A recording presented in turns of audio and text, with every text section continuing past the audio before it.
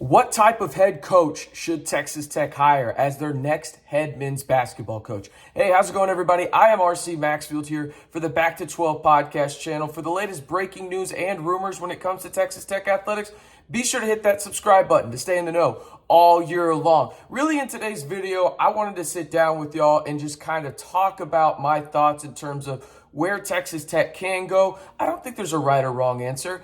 It does feel like there's better fits, but we'll bring up some of the guys that I think could be in the finalists in terms of who the committee talks about, who the search firm finds, and everything like that. But first, I want y'all to let me know down below, what type of coach do you want Texas Tech to hire? Do you want the CEO, offensive-minded, defensive-minded? I've asked y'all in a previous video. I figured we'd talk about it for a whole video right now. So the main question right now is that what direction does Texas Tech go? You think about the previous head coach in Mark Adams, who obviously resigned, got $4.1 million out of it. He's 66 years old. Do you want to go the older route? Do you want to go the younger route? Do you want to go that assistant coach route again that's never coached at the D1 level? Or would you rather go the D1 mid-major level and then promote him up to a Power 6 conference? There's a lot of ways to go here, but we do know this. Texas Tech has hired a search firm to conduct a search. They've also got a committee together. That committee includes Kirby, Hocutt, Dusty Womble, Joey McGuire, and Norense Odiase, which I thought was really cool to bring that youth factor in there. I think it's an underrated factor right now in the current climate of college basketball. You think about it, AAU, NIL, Norense, and him being closer to playing in college athletics brings a different perspective than any of the other guys there. And Joey McGuire, Dusty Womble, Kirby, Hocutt. That's not to say they don't know what's going on, but he brings a different point of view, and I really like that. But here are some things, in my opinion, you have to consider when you're making this hire if you're Texas Tech. Let's start off with the first big one. It's the conference, right? It's the Big 12, and it's tough. We all know that, and I'm not saying any coach is trying to get away from any smoke or anything like that, but you also have to wonder this.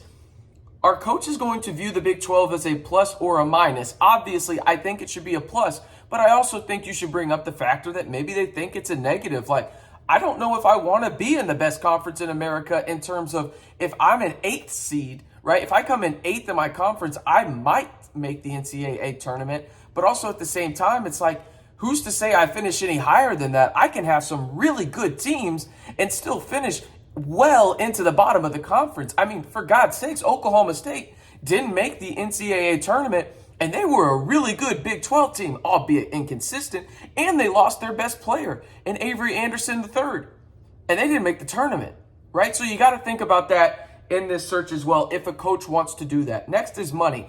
How much money is Texas Tech willing to spend on a head coach and their coaching staff? We saw on the football side of it, everybody got raises, everybody got taken care of. Joey McGuire made that a priority. How much are they willing to go on the basketball side of it? And no reason in my mind tells me, hey, Texas Tech is going to cheap out on this. In fact, I think that's the polar opposite, right? But I wonder what stratosphere of money we're talking about here annually for a head coach. But you also have to remember this. If the head coach gets paid more, that's probably taken away a little bit from the assistants. And do you want a guy that maybe isn't making the most money he possibly can, then instead have a higher pool of money for his coaches in terms of the assistants, scouting guys, whatever it may be? Which one would you rather have? So I think that that's interesting, right? Facilities.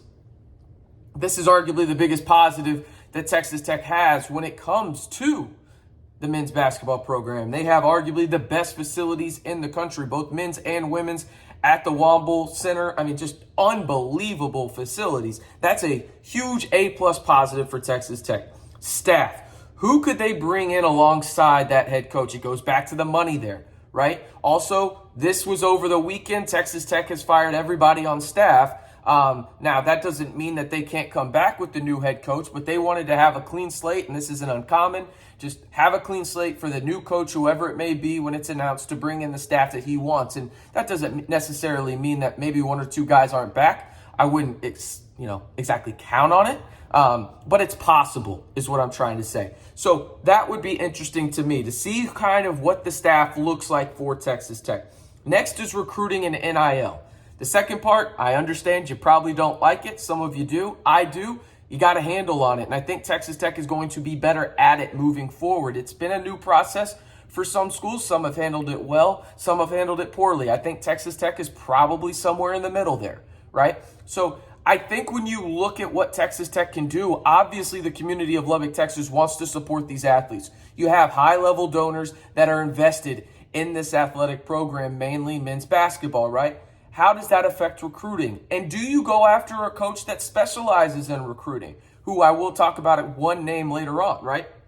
What do you do on the recruiting trail, and how does it impact your roster, which is the next point? Which guys can you bring back? I still think everybody should put their name in the portal, if you ask me, but what guys could possibly return with the new coaching hire? There's a lot to that, right? Because let's face it, a lot of these players have relationships with other coaches across the country due to their recruiting process, AAU circuit, whatever it is, right? They know these coaches. It could be even family members, right? So how does that impact it as well? And then last but not least, and I think this is an underrated one, but also probably overblown to an extent. I don't know how they're mutually exclusive there, but y'all can figure it out. Y'all are some smart people. Culture fit. Like, the first guy I'm going to talk about here when it comes to this coaching job that has been linked to it makes no sense to me as a culture fit. Like, in terms of his, like, wherewithal and resume and everything, yeah, it makes sense. But culture fit is a big deal. West Texas is unlike any other place I've been in a very good way, in my opinion, in a lot of regards, right? Like, I love West Texas. But there's just some people that don't. And that's all right. Like, there's some people that don't love New York. There's some people that don't love the West Coast. Like, it's all right. It is what it is, right? But culture fit, I think, is a big deal here. And so here are the type of coaches I think you can go after in terms of defensive-minded, experienced, offensive-minded, experienced assistants at the Power 6 level. But let's start off with the name that I talked about a little bit with the culture fit. It's Rick Pitino. It makes no sense to me. From a basketball standpoint, in terms of coaching, sure, but culture fit-wise, it makes no sense. And also what you were just coming from. You were coming from a 66-year-old man, right? Now you're trying to go to a 70-year-old. How much longer do you think Rick Pitino is going to coach? 3-4 years? Do you want to try and be going through this process again in 3 or 4 years? I know what some of y'all are saying. Well, if he wins in those 3 or 4 years, I don't really care what happens. And I agree with that. But also, maybe you should try and go after a guy with less baggage and is a better culture fit, and also maybe has some longevity behind him, because I don't see Rick Pitino coaching until he's 78 years old. I just don't see that. Could he do it? Yeah, sure. But I don't think he's going to do it at Texas Tech. If you ask me, I would be shocked if he is not the St. John's head coach when it's all said and done. Let's move to the defensive-minded guys. And this is where GranMcCasland comes in. You look over at their defensive metrics. They rank top 32 in defense adjusted according to KenPom in terms of efficiency field goal percentage. They rank top 10 defensively. They're top 70 in turnovers created. They hold opponents to the 25th lowest three-point percentage and 14th lowest field goal percentage within the arc. They're really good defensively. Now, on offense, they are slow. That would probably be the nicest way to put it. So that would be interesting. Do you want to go the defensive-minded approach, or do you want to go the offensive-minded approach? And that's where Paul Mills at Oral Roberts comes in my opinion. You look at what Oral Roberts does really well. They are a really good offensive team, right? Adjusted offensive efficiency, according to KenPom, 35th.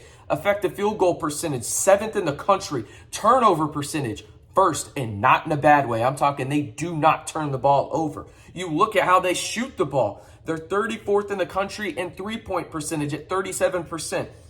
Two-pointers, they shoot 56.6%, which is 10th best in the country. And then at the free throw line, they are really good as well. They have the 10th highest field goal percentage in the country at damn near 80%. That's the opposite, right, of what Texas Tech has been through really these past 6-7 years. And I don't think there's any wrong answer here. I think all of these coaches are good.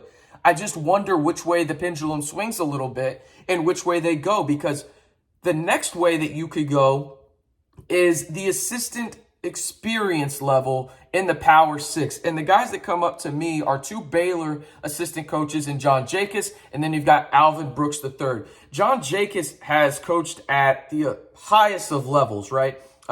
He's coached at Gonzaga. He was a graduate assistant before he went to Gonzaga. And he coached at Gonzaga for a long time. And then he came to Baylor. And so he's been really one of those guys for Scott Drew for a while now. He's been there for 6 seasons, and he's the associate head coach. Do you go that route, or do you go the Alvin Brooks III route? Because Alvin Brooks is one of the best recruiters and knows the Big 12 landscape damn near better than any assistant right now in the Big 12 outside of maybe 3 or 4 guys. I mean, Alvin Brooks has been an assistant in the Big 12 for over a decade, okay? So you look at what he's done now, and he's coached 4 years at Kansas State and assistant coach under Bruce Weber. He's coached 6 years now at Baylor under Scott Drew, and he's one of the best recruiters in the country. I mean, Keontae George is at Baylor because of Alvin Brooks III, right? So you think about it that way. Those are 2 assistants at a prominent program that is well respected. I love the Scott Drew tree that I think Texas Tech targets. Now, I'm not saying these are the only guys they target, but looking at the type of coaches you could go, I guess you could go Ben McCollum as well at the D2 level, who's had a ton of success, right? There's other avenues you could go, but these were the 4 ones that really stood out to me. Again, experienced vet, Rick Pitino. I have a hard time seeing it.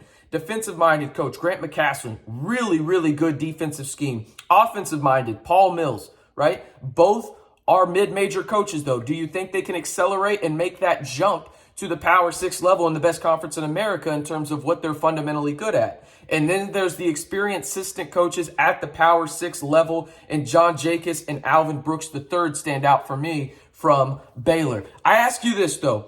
Who do you want Texas Tech to hire as their next men's basketball coach? Just let me know in the comments below. And if you haven't already, be sure to subscribe for the latest breaking news in Texas Tech athletics, as well as rumors. All year long, we'll be right here helping y'all out and trying to solve this puzzle of who will be the next Texas Tech men's basketball coach right here on the Back to 12 podcast channel.